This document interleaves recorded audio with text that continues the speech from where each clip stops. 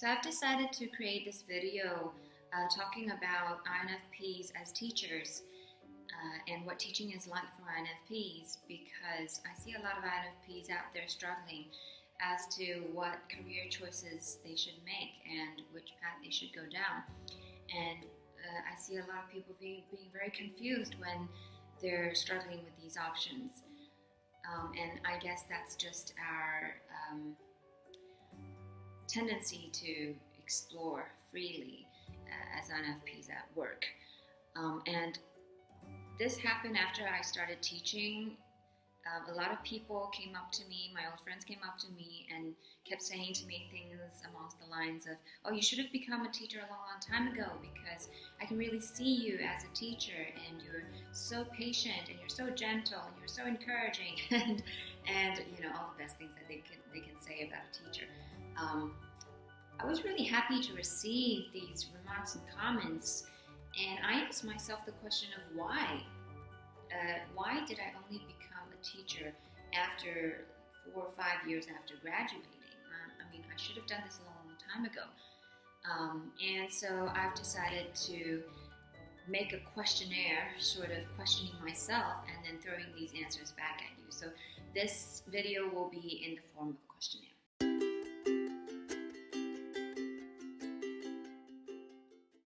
I actually studied international relations, which is a very atypical subject for a typical INFP, and I would say that I am in all respects a very INFP-like person. But I guess I wanted at that point to sort of push myself a little bit and explore the side of me that was sort of out of touch with reality, because I was always the kind of more creative person, and I was always in my sort of own little world. I guess you've heard a lot about that with INFPs, and I would say that like the descriptions out there are really, really accurate in terms of our personality.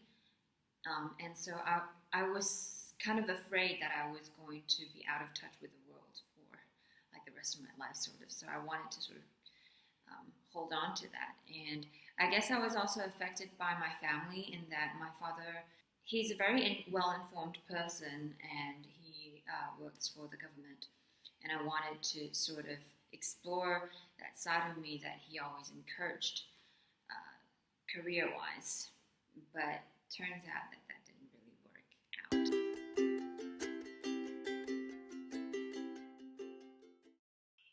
This is a very interesting question. Teaching did not come naturally to me as the first option. I was sort of at a loss as to what to do when I first graduated, and I, like many other people, was that I was not interested in doing something related to what I studied. So it was really a kind of painful period, not at first, but it eventually came to a very painful point where I realized that I wasn't really going down a path where my heart felt like it should go. And, well, if I don't lead with my heart, then I'll lead with my head, right? But then there wasn't a really clear direction as to which way my head wanted to lead me anyhow. But I think it was through a conversation with my mother, actually, and she said, well, if you are in such a crisis in life right now, why don't you think of like what position you would like to be in if you were in the company that you were in right now. And back then that conversation took place when I was still working for the accounting firm. And I realized that the person that I really envied in the accounting firm was the engineer. And, well, by asking myself the question of why the person that I envied was the engineer, was because he was the one who called the shots. He was the one who didn't have to work overtime, and he was the one who the boss would have to, consult with for all matters, because the system wouldn't work without him. And so I thought about like what I can do to sort of be in that same position, not necessarily as an engineer, but to be in a position in a company where I can call my own shots and I would be doing something that could not be replaced by other people. And this has something to do with the next question, which is what subject do I teach? And that is English. So um, we do have a lot of foreigners teaching in Taiwan, but if you're bilingual, so if you know both Chinese and English very fluently, then it's a plus. And I just thought that I really had to add this bit in, and that is to really follow your heart from the very beginning. Because no matter what you choose, like when I thought about it looking back, I chose to study international relations when I was in uni, and that was sort of against my heart. Like, if you feel that that's not what you're really interested in, then my suggestion would be to not go down that road, no matter how much your conscience says otherwise. I know there are many options that INFPs would like to explore, and INFPs are known for exploring these options. I don't know if this should be a rite of passage kind of thing, but that is, I mean, I've learned this the hard way. And I guess learning things through the hard way might not be a bad thing because it really sticks with you and you really know what you want when you know what you don't want first.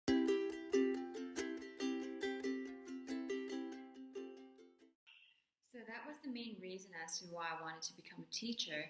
And having thought about that, the most obvious subject to teach was English because I had that upper hand in Taiwan since I'm a bilingual. So yeah, I started teaching English after training at this institution. It was actually just next to my place, and so they offer this TESOL course, which took me about, I think it was 2 or 3 months, and I just started going to cram schools, and with Asian countries, there are a lot of cram schools in Taiwan. I believe it's the same in Japan and in China, in most Asian countries. It's a pretty popular thing. For those of you who don't know what a cram school is, I guess it'll be kind of a harsh fact for especially Westerners to accept that there are kids out there who sacrifice a lot of time after school to go to another cram school to study because it's such a competitive society. And English is very much valued as well, as with a lot of other countries, it is the most natural second language to learn. And but I'll talk about this in another video about how teaching English in Taiwan, it might be different to teaching English in other areas, mainly because it's so competitive and a lot of value is placed on, it's all test-based and exam-oriented and everything's about the scores. So it's kind of tough in some ways and in a lot of ways against the INFP values, but I guess it's also that sort of, there's a drive in me to sort of bring that to the table, that the elements that the system is lacking, sort of, to bring that to the table and say, hey, this is what I can contribute as an INFP teacher. And over the years, I've proven that to be doable, and I gained a great sense of satisfaction and achievement out of that. So yeah, there's compromise and there's give and take, there's reality. These are my dreams, but I think I can make it work.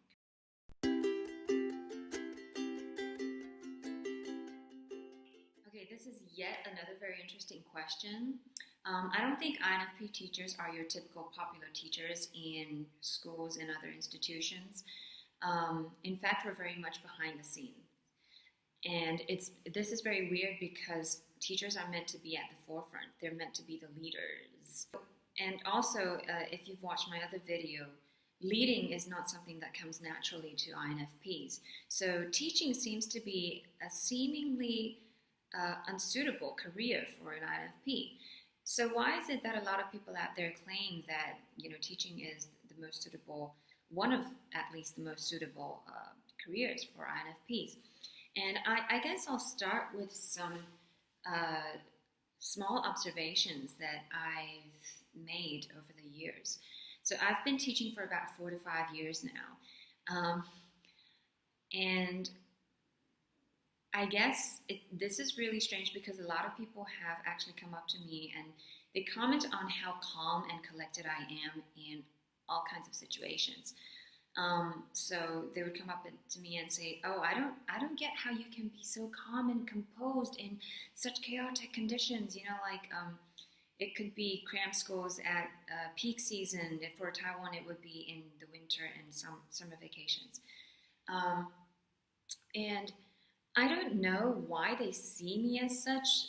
I guess it's because there's a lag or a delay in the way we express our feelings and emotions. So there's always this very calm front about me, and that's not what I feel inside, because there's this turmoil constantly going on inside. And in fact, I am very prone to fatigue and anxiety. And these are the two main points that I had to overcome, the two main obstacles as a teacher. And I really struggled with it when I first started teaching. So it wasn't an easy path. But one day I decided, to just throw everything, like all of these worries out the window. It was so chaotic. It was one day when it was so chaotic to the point where I was called in for a lesson at this cram school that I'm working in. I was called in for a lesson that I wasn't prepared for, and it wasn't on my schedule. And I was so angry at that point where I decided to throw everything out the window and just go in as unprepared and as naturally as, just being myself. And to my astonishment, that was the best lesson I've ever had. And it was an aha moment, and it was an eye-opener, because among the chaos, I was able to realize how un-me I was prior to this incident. And after I felt the unleashing of my true self during that lesson, I could feel the energy reciprocating in the classroom, and all the kids were super focused, super engaged, and I was able to talk about anything, and I would draw their attention.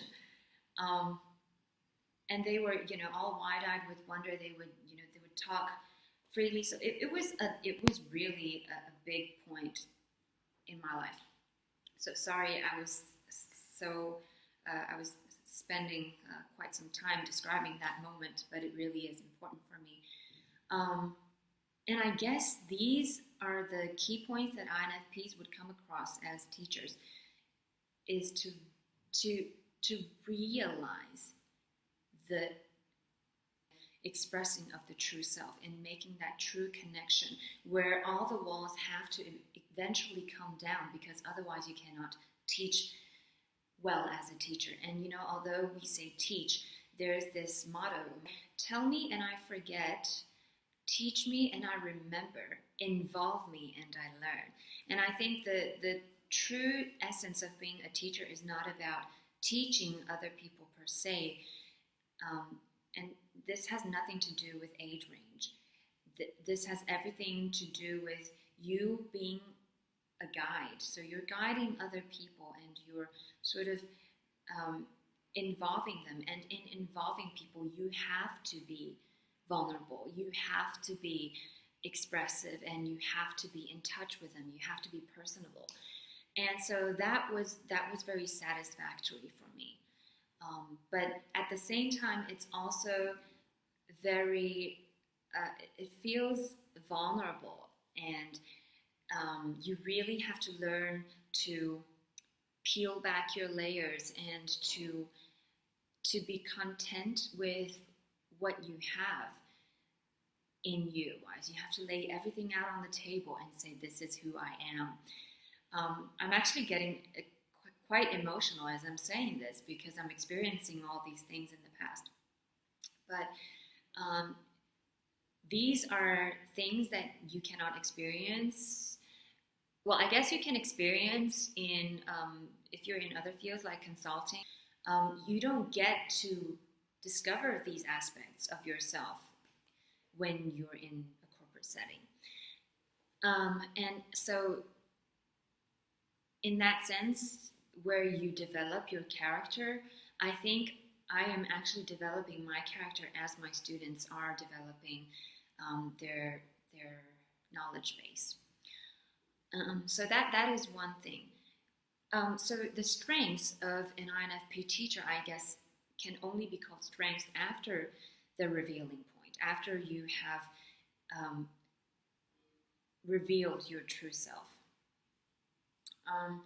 And so I guess after that point, and I was able to go in even without a lesson plan and just say, to talk freely, and to really draw from my students the kind of rapport and the kind of involvement that I always imagined teaching, to be like.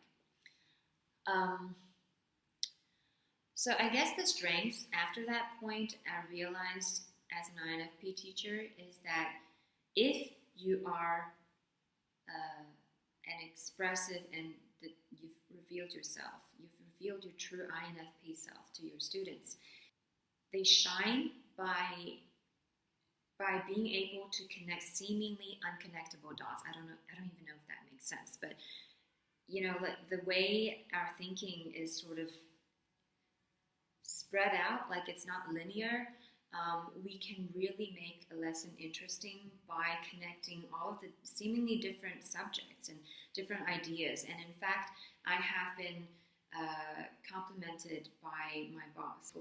He once said to me how surprised he was at my lesson plans because I can bring to the table some elements that he never thought could be connected to the subject that I was teaching, and so it was an eye opener for him, I guess.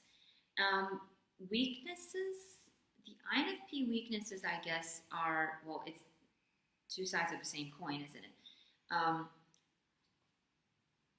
INFPs, like if you have a lesson that you really need to deliver, and there's like, if it's really exam oriented, if it's really like there's a clear goal, for example, when I teach IELTS and TOEFL, I need to be able, especially when I'm delivering to a large audience, to come up with a solid lesson plan. And I guess sometimes it's not actually how unorganized INFPs are. In fact, it's quite the reverse. There's a perfectionist streak in INFPs when it comes to the things that we care.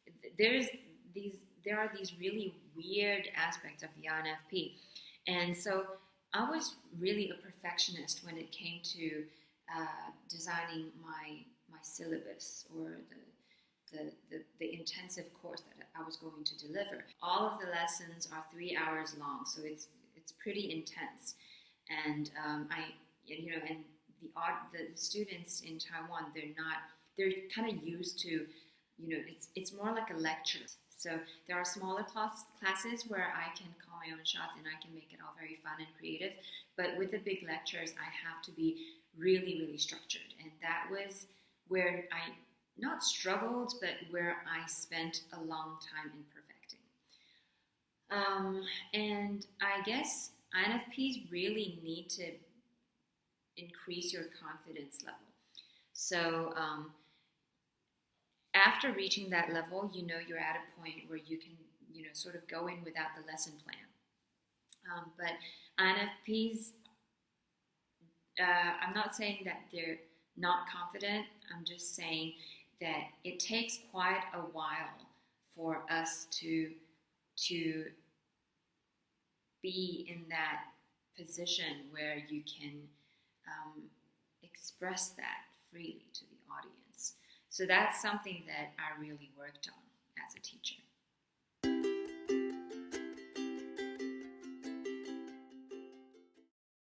I have never regretted in becoming a teacher, mainly because the jobs that I've had prior to becoming a teacher were so unbearable in comparison. Um, and and so it's very difficult for me to imagine having been a teacher for 4 to 5 years and having led a relatively more sort of flexible lifestyle in comparison to your normal corporate jobs.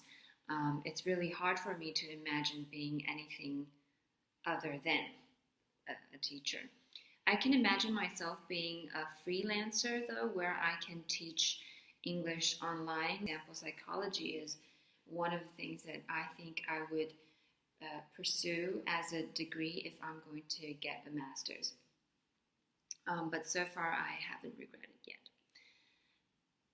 And but I know that I have been at some points rather unhappy with what I'm doing, not in teaching per se, but in the working hours, the the way that some of the lessons have to be just so exam oriented and so score oriented that I have to sacrifice some of the creativity and the true essence in what I think is critical to teaching. So there were some points where I did not want to be tied down by the system, and that's where there's a bit of a give and take. But I think at the end of the day, it's worth it, both as in how I can develop as a person and in how I can pursue my career and make it all work. So I gain a sort of satisfaction out of that, but also in how I can, how I can explore my other options. So there's teaching, but there are so many different platforms that I can teach on nowadays, especially with the help of the internet. So I've always thought that it's a very good generation to be in. This is a wonderful era where there are so many options to explore. And I am so grateful for being born into this generation.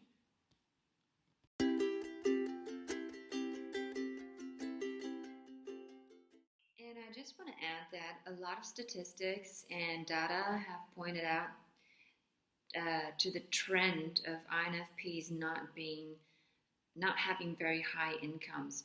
And while I can understand why that is, I mean, given the amount of time that we spend exploring ourselves and not compromising to the system, as in the system of conventional capitalism.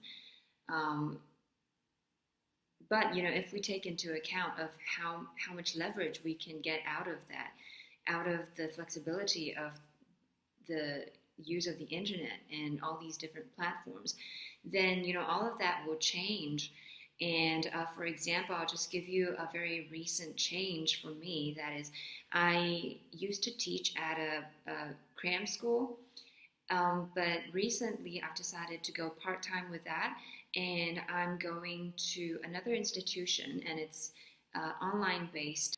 They offer online courses mainly, and what with the COVID-19 pandemic, it has proven to be a very powerful starting point where whilst all the other cram schools are suffering in their sales and in their revenue as a result. In fact, my cram school sales and the revenue has actually dwindled by a staggering 50%. And I knew it because, well, first of all, I can tell by the number of students that, they're not coming. Not as many students are coming in these days. And I've also realized that our cram school has been receiving subsidies from the government as a result of the pandemic. But anyhow, I've decided to move on to another platform, and this platform has allowed me to to have leverage over a more sales-oriented position where I can work flexible hours.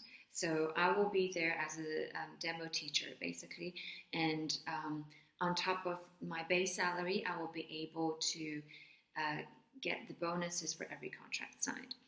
And that is, first of all, very rewarding, and it's a different sort of system from the ones that I'm used to working under.